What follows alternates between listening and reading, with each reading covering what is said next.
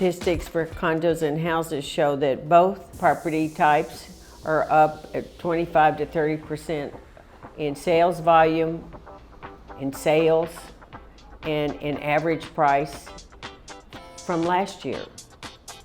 So that's positive. We have a lot of active inventory in resales and in pre-construction. All told together, it's over 4,000 units. This is a year-over-year comparison to 2024 to 2025 for condos from January to May 2024. We had sales of 444 condos in our market. In comparison, January to May of 2025, 566 condos sold for a total sales volume in 2024 of $168 million. And for a total sales volume as of today, 2025, $217 million. The average sales price in 2024 for a condo was $475,160. And as of the same day, May 13th, 2025, that condo would have cost you $511,000. One of the most popular ones has been Zona Romantica, which is really Emiliana Zapata. What it is the older area of town across from the Rio Quali that had never had a lot of investment. They were rental houses, it was flat, it flooded more, and for many years they didn't have anything but a first no bridge, and then they had a swing bridge. So a REIT, Mexican Real Estate Investment Trust, found a map and looked at our city and said that area is undervalued. It's flat, but it has right on the ocean, and we think that putting money in there and developing condominiums and restaurants and entertainment would be a successful thing to do. And it has been, but it's changed the whole culture of the city because it is now the most expensive area to be in, with the smallest apartment to be in. Because of the prices going up, to be affordable, they're going to be smaller. Everyone goes to that area, to the theater, to restaurants, to events in the parks. So you may be the clientele that really want to walk out of your door and there's the action. The hotel zone is one of the original area of beaches that you find when you get off the airplane and you start to come into town. It's to your right almost immediately as you leave the airport. Those are long walking beaches with buildings like Peninsula, Icon. There's going to be a new one called Thompson.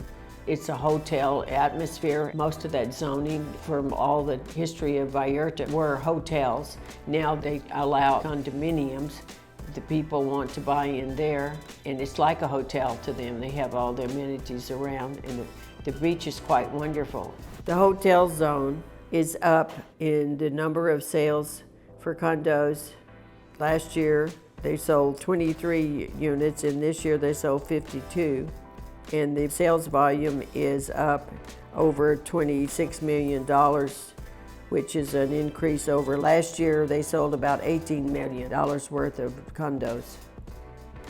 Last year, the average condo was $758,948.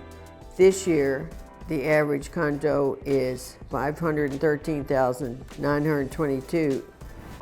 The contrast with that would be the South Shore. South Shore is very interesting because it's probably the counterpart to Punta Mita inside the closed community of the Four Seasons.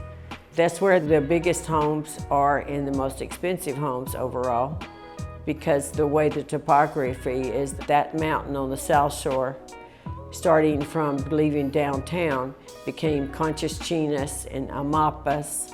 And then as you continued to drive that way, you got into Punta Negra, and you had beautiful beaches, and then you have some that are just sheer rocks that the homes are on, and the water is right under them, and it's almost like they're on a boat. And those homes are popular now, and several resales came on the market this last month, and you would be able to get a very nice home for $1.5 million to $4 million. and that would have a lot of range, but the biggest range in there right now are homes in the 2 million range. And they're typically going to be at least more than 4 bedrooms. They may or may not have stairs, but they all will have amazing views as you go down that shoreline and the Highway 200 curves around. So that's a unique place. This year they have listed almost 1,000 listings, so that's up over last year when there were about 795 listings for homes. Sales have been this year so far in both Nayarit and Jalisco, 99 houses have sold, and the average house is $687,478, about $150,000 difference from a condo. With the changes in the world right now, we feel fortunate that we're one of the places that people are considering, especially North Americans, so if they make a change, they don't have to go so far that it would be hard to see their family.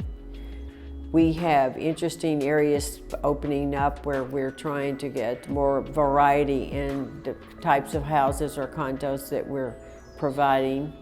And we are hopeful that with the leadership of the current president, Mexico can continue to be the beneficiary of the people that want to come here and support it, because we think being an integrated community of different cultures is much more important as we continue in the world to try to continue to work with each other. We think this is cool to have your culture's different than mine, and I'm going to learn something from you. This is a beginning of what I've long wanted to be able to do, is to share with you my impressions and my experience and my love for traveling, and mainly trying to soak in more, because you have to live in a place rather than just visit.